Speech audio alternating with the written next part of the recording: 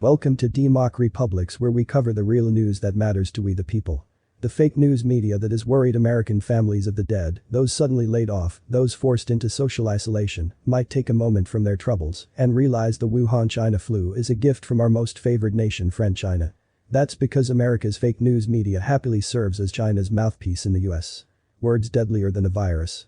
Of late, President Donald Trump has faced intense questioning concerning his calling the pandemic affecting the nation the China flu. Several news outlets even captured close-ups of the president's written remarks. It clearly shows the word corona crossed out and replaced with the hastily written Chinese. Reporter presses president on his use of term Chinese flu. One White House correspondent after another implied that coupling China with the killer pandemic is somehow racist. Time and again, the president reminded Washington's news scribblers of one simple fact.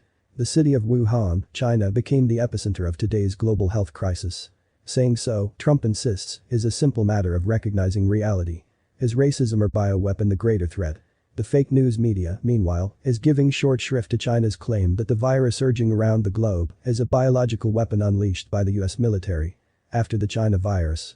How COVID-19 will change the world, for example, Lijian Zhao, a spokesman for China's foreign ministry, tweeted a link to a story posted at the website Global Research. It would seem the only possibility for origination of the Wuhan flu would be the US, and it may therefore be true that the original source of the COVID-19 virus was the US military biowarfare lab at Fort Detrick. But the author fails to note that Wuhan, China hosts a Level 4 microbiology laboratory, the Wuhan Institute of Virology. According to the website Lab Manager, agents requiring biological safety Level 4 facilities and practices are extremely dangerous and pose a high risk of life-threatening disease. These facilities provide the maximum protection and containment. Consequently, some believe the Wuhan Institute of Virology has ties to China's bioweapons research. For example, the New York Post recently reported that the People's Liberation Army's top expert in biological warfare, a Major Gen. Chen Wei, was dispatched to Wuhan at the end of January to help with the effort to contain the outbreak. This tends to suggest that Chinese officials fear there may be telltale indications hiding within the virus. Such indications may show that researchers bioengineered the virus to heighten its lethality. The anthrax attacks that followed the carnage of 9/11 are a case in point. Examination of recovered anthrax spores showed they had been dried and milled into smaller particles to increase the likelihood of inhalation. China and Western media blame America first.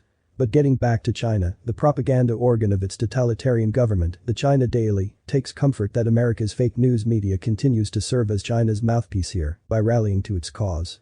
Instead of terms such as COVID-19 or coronaviruses, the US top leader used the term in both his Wednesday and Thursday news conferences at the White House, as well as in some recent tweets, and he publicly rejected reporters' questions about whether the term was racist. The New York Times said on Thursday that Trump is ignoring a growing chorus of criticism that it is racist and anti-Chinese.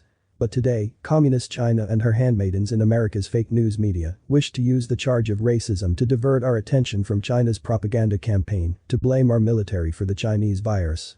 The media virus is a more dangerous epidemic than the China virus. Meanwhile, America's fake news media, communist China's mouthpiece, isn't all that interested to find evidence supporting the increasing chance that the Wuhan Institute of Virology may have been the source of a bioengineered pathogen unleashed on the world. Back in 1979, a mysterious pestilence washed over the eastern slopes of the Ural Mountains and into the Russian city of Sverdlovsk. 66 souls died. Later, after the collapse of the Soviet Union, we learned that a Soviet Red Army biofacility accidentally released weaponized anthrax into the atmosphere. Had the wind shifted, it would have killed thousands. It proved the largest anthrax outbreak in history. Then, a totalitarian communist regime hid that fact. Subsequently, the clueless, left-leaning apologists of the Western media failed to uncover it for more than a decade. Let us know what you think. Leave your comments down below. Like, share and subscribe. And check out DEMOCREPUBLIX.com for the latest in news. Until next time. We live in a real nightmare.